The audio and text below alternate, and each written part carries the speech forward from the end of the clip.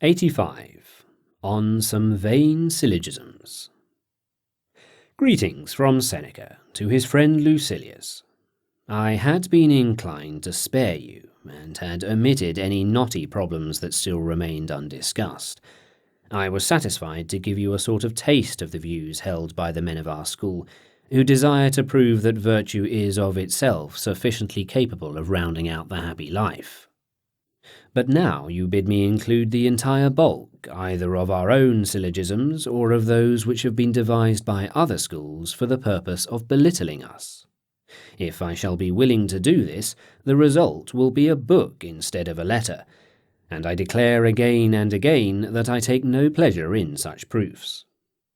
I am ashamed to enter the arena and undertake battle on behalf of gods and men, armed only with an awl.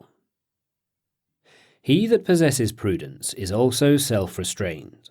He that possesses self-restraint is also unwavering. He that is unwavering is unperturbed. He that is unperturbed is free from sadness. He that is free from sadness is happy. Therefore, the prudent man is happy, and prudence is sufficient to constitute the happy life. Certain of the peripatetics reply to this syllogism by interpreting unperturbed, unwavering, and free from sadness in such a way as to make unperturbed mean one who is rarely perturbed, and only to a moderate degree, and not one who is never perturbed. Likewise, they say that a person is called free from sadness who is not subject to sadness, one who falls into this objectionable state not often, nor in too great a degree. It is not, they say, the way of human nature that a man's spirit should be exempt from sadness, or that a wise man is not overcome by grief, but is merely touched by it, and other arguments of this sort, all in accordance with the teachings of their school.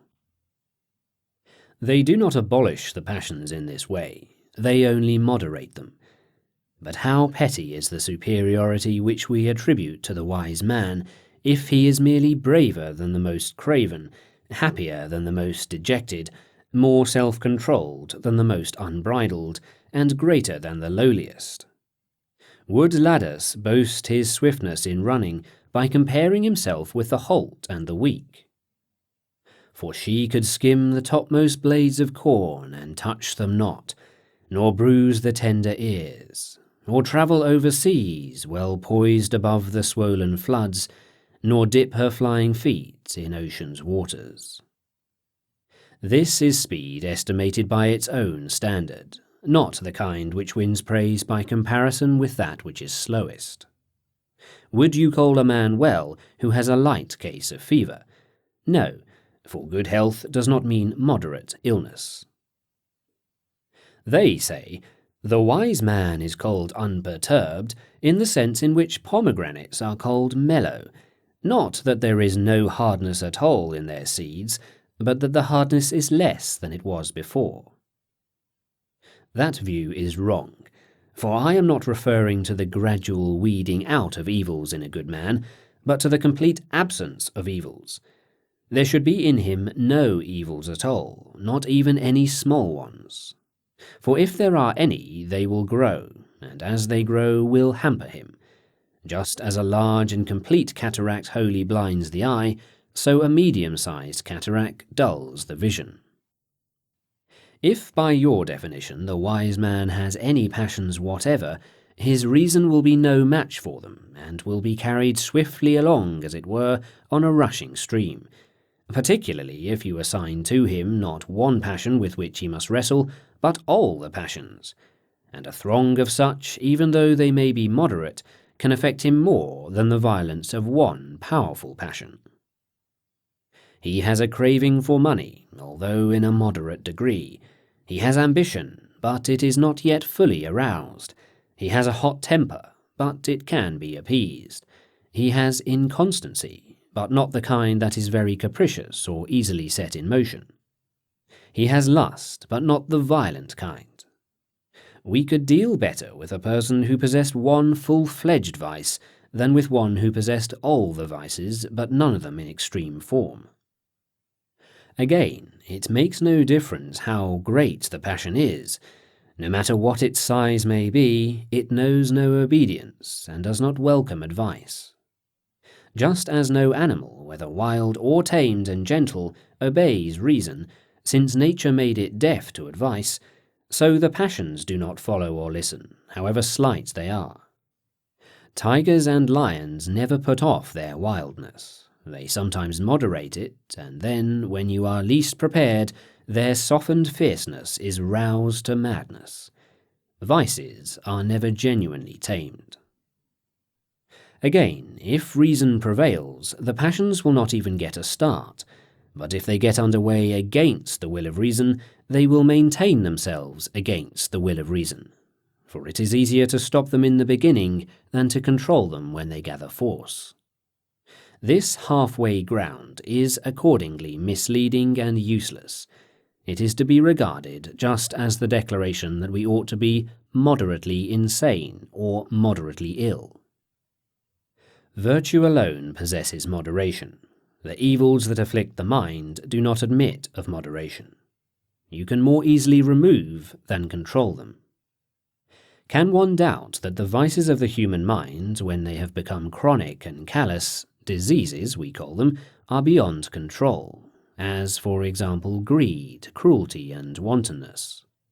Therefore, the passions also are beyond control, for it is from the passions that we pass over to the vices.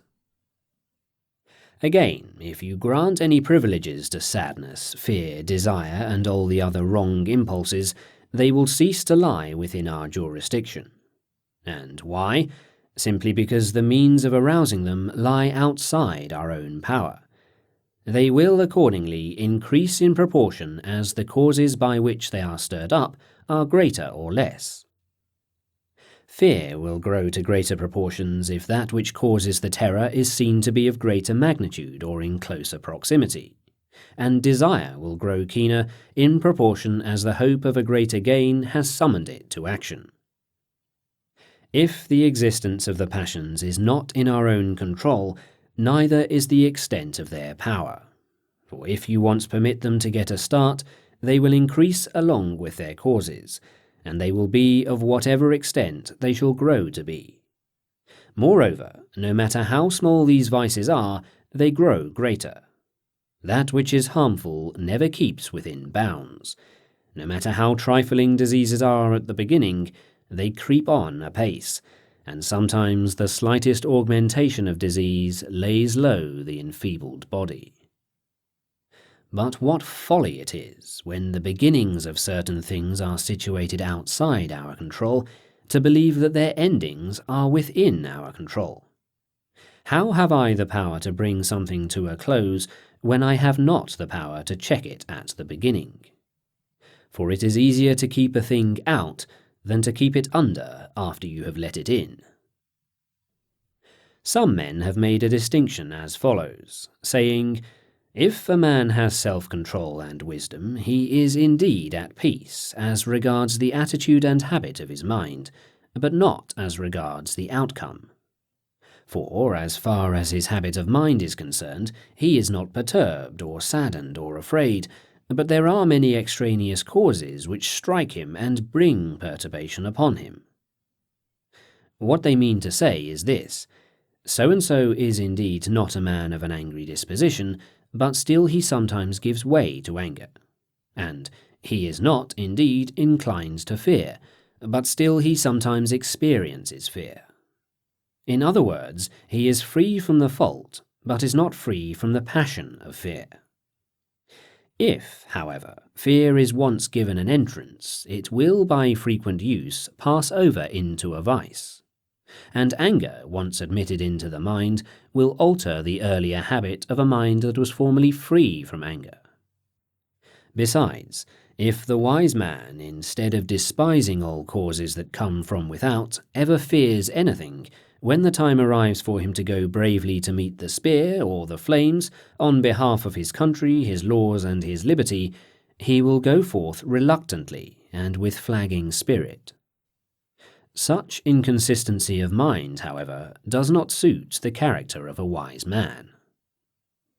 Then again, we should see to it that two principles which ought to be tested separately should not be confused. For the conclusion is reached independently that alone is good which is honourable, and again independently the conclusion that virtue is sufficient for the happy life. If that alone is good which is honourable, everyone agrees that virtue is sufficient for the purpose of living happily. But, on the contrary, if virtue alone makes men happy, it will not be conceded that alone is good which is honourable. Xenocrates and Speusippus hold that a man can become happy even by virtue alone, not, however, that which is honourable is the only good. Epicurus also decides that one who possesses virtue is happy, but that virtue of itself is not sufficient for the happy life, because the pleasure that results from virtue, and not virtue itself, makes one happy. This is a futile distinction, for the same philosopher declares that virtue never exists without pleasure, and therefore if virtue is always connected with pleasure, and always inseparable therefrom, virtue is of itself sufficient. For virtue keeps pleasure in its company, and does not exist without it, even when alone. But it is absurd to say that a man will be happy by virtue alone, and yet not absolutely happy. I cannot discover how that may be, since the happy life contains in itself a good that is perfect and cannot be excelled. If a man has this good, life is completely happy. Now if the life of the gods contains nothing greater or better, and the happy life is divine, then there is no further height to which a man can be raised. Also, if the happy life is in want of nothing, then every happy life is perfect. It is happy and at the same time most happy. Have you any doubt that the happy life is the supreme good? Accordingly, if it possesses the supreme good, it is supremely happy. Just as the supreme good does not admit of increase, for what will be superior to that which is supreme, exactly so the happy life cannot be increased either, for it is not without the supreme good. If, then, you bring in one man who is happier than another, you will also bring in one who is much happier. You will then be making countless distinctions in the supreme good, although I understand the supreme good to be that which admits of no degree above itself. If one person is less happy than another, it follows that he eagerly desires the life of that other and happier man in preference to his own. But the happy man prefers no other man's life to his own.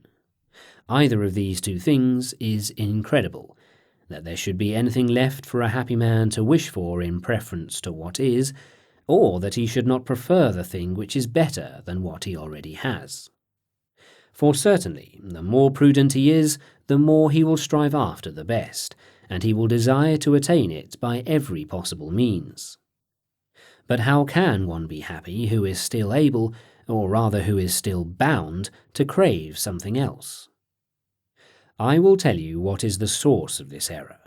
Men do not understand that the happy life is a unit, for it is its essence and not its extent that establishes such a life on the noblest plane. Hence there is complete equality between the life that is long and the life that is short, between that which is spread out and that which is confined, between that whose influence is felt in many places and in many directions, and that which is restricted to one interest. Those who reckon life by number or by measure or by parts rob it of its distinctive quality. Now, in the happy life, what is the distinctive quality? It is its fullness. Satiety, I think, is the limit to our eating or drinking. A eats more and B eats less. What difference does it make? Each is now sated. Or A drinks more and B drinks less. What difference does it make? Each is no longer thirsty. Again, A lives for many years and B for fewer. No matter, if only A's many years have brought as much happiness as B's few years. He whom you maintain to be less happy is not happy, The word admits of no diminution. He who is brave is fearless. He who is fearless is free from sadness. He who is free from sadness is happy. It is our own school which has framed this syllogism. They attempt to refute it by this answer, namely that we Stoics are assuming as admitted a premise which is false and distinctly controverted, that the brave man is fearless. What, they say, will the brave man have no fear of evils that threaten him? That would be the condition of a madman and a lunatic rather than of a brave man. The brave man will, it is true, feel fear in only a very slight degree, but he is not absolutely free from fear. Now those who assert this are doubling back on their old argument, in that they regard vices of less degree as equivalent to virtues. For indeed, the man who does feel fear, though he feels it rather seldom and to a slight degree, is not free from wickedness, but is merely troubled by it in a milder form. Not so, is the reply, for I hold that a man is mad if he does not fear evils which hang over his head. What you say is perfectly true if the things which threaten are really evils, but if he knows that they are not evils and believes that the only evil is baseness, he will be bound to face dangers without anxiety, and to despise things which other men cannot help fearing. Or, if it is the characteristic of a fool and a madman not to fear evils, then the wiser a man is, the more he will fear such things. It is the doctrine of you Stoics, then, they reply, that a brave man will expose himself to dangers. By no means. He will merely not fear them, though he will avoid them. It is proper for him to be careful, but not to be fearful. What, then? Is he not to fear death, imprisonment, burning, and all the other missiles of fortune? Not at all, for he knows that they are not evils, but only seem to be. He reckons all these things as the bugbears of man's existence. Paint him a picture of slavery, lashes, chains, want, mutilation by disease or by torture, anything else you may care to mention. He will count all such things as terrors caused by the derangement of the mind. These things are only to be feared by those who are fearful. Or do you regard as an evil that to which some day we may be compelled to resort of our own free will? What then, you ask, is an evil? It is the yielding to those things which are called evils. It is the surrendering of one's liberty into their control, when really we ought to suffer all things in order to preserve this liberty. Liberty is lost unless we despise those things which put the yoke upon our necks. If men knew what bravery was, they would have no doubts as to what a brave man's conduct should be. For bravery is not thoughtlessness, rashness, or love of danger, or the courting of fear-inspiring objects. It is the knowledge which enables us to distinguish between that which is evil and that which is not. Bravery takes the greatest care of itself, and likewise endures with the greatest patience all things which have a false appearance of being evils. What, then, is the query? If the sword is brandished over your brave man's neck, if he is pierced in this place and in that continually, if he sees his entrails in his lap, if he is tortured again after being kept waiting in order that he may thus feel the torture more keenly, and if the blood flows afresh out of bowels where it has but lately ceased to flow, has he no fear? Shall you say that he has felt no pain either? Yes, he has felt pain, for no human virtue can rid itself of feelings. But he has no fear. Unconquered, he looks down from a lofty height upon his sufferings. Do you ask me what spirit animates him in these circumstances? It is the spirit of one who is comforting a sick friend. That which is evil does harm. That which does harm makes a man worse. But pain and poverty do not make a man worse, therefore they are not evils. Your proposition, says the objector, is wrong. For what harms one does not necessarily make one worse. The storm and the squall work harm to the pilot, but they do not make a worse pilot of him for all that. Certain of the Stoic school reply to this argument as follows. The pilot becomes a worse pilot because of storms or squalls, inasmuch as he cannot carry out his purpose and hold to his course. As far as his art is concerned, he becomes no worse a pilot, but in his work he does become worse. To this the Peripatetics retort, therefore poverty will make even the wise man worse, and so will pain, and so will anything else of that sort. For although those things will not rob him of his virtue, yet they will hinder the work of virtue. This would be a correct statement, were it not for the fact that the pilot and the wise man are two different kinds of person.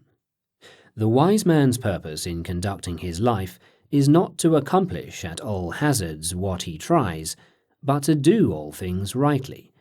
The pilot's purpose, however, is to bring his ship into port at all hazards.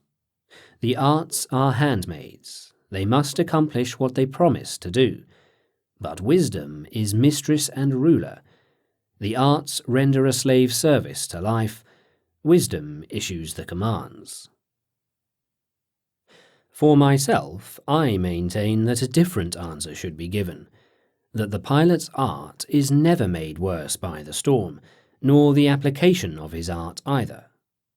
The pilot has promised you not a prosperous voyage, but a serviceable performance of his task, that is, an expert knowledge of steering a ship. And the more he is hampered by the stress of fortune, so much the more does his knowledge become apparent. He who has been able to say, "Neptune, you shall never sink this ship except on an even keel," has fulfilled the requirements of his art. The storm does not interfere with the pilot's work, but only with his success. What then, you say, is not a pilot harmed by any circumstance which does not permit him to make port, frustrates all his efforts, and either carries him out to sea, or holds the ship in irons, or strips her masts? No, it does not harm him as a pilot, but only as a voyager. Otherwise he is no pilot. It is indeed so far from hindering the pilot's art that it even exhibits the art. For anyone, in the words of the proverb, is a pilot on a calm sea. These mishaps obstruct the voyage, but not the steersman in capacity of steersman.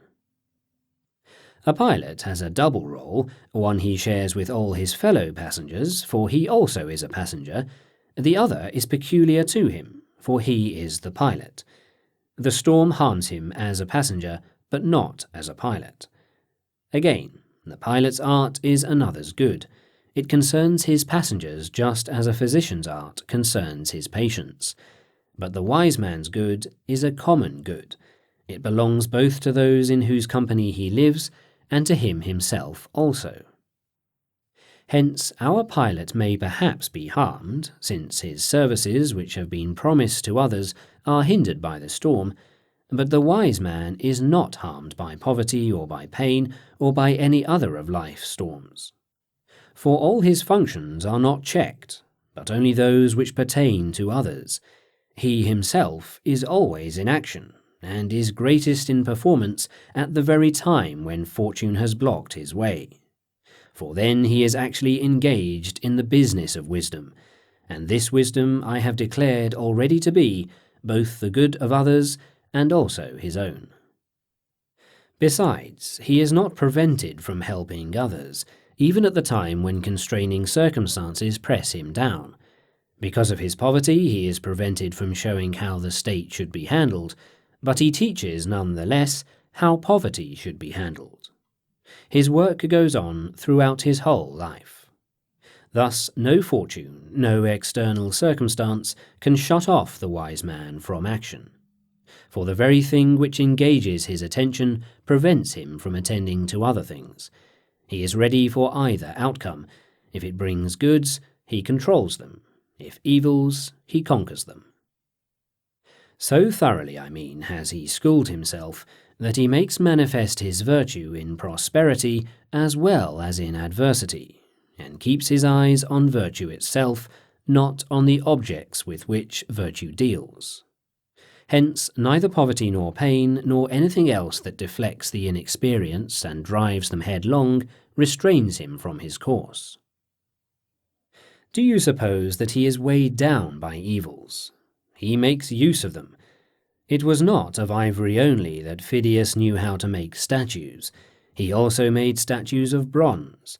If you had given him marble or a still meaner material, he would have made of it the best statue that the material would permit. So the wise man will develop virtue, if he may, in the midst of wealth, or if not, in poverty. If possible, in his own country, if not, in exile. If possible, as commander, if not, as a common soldier.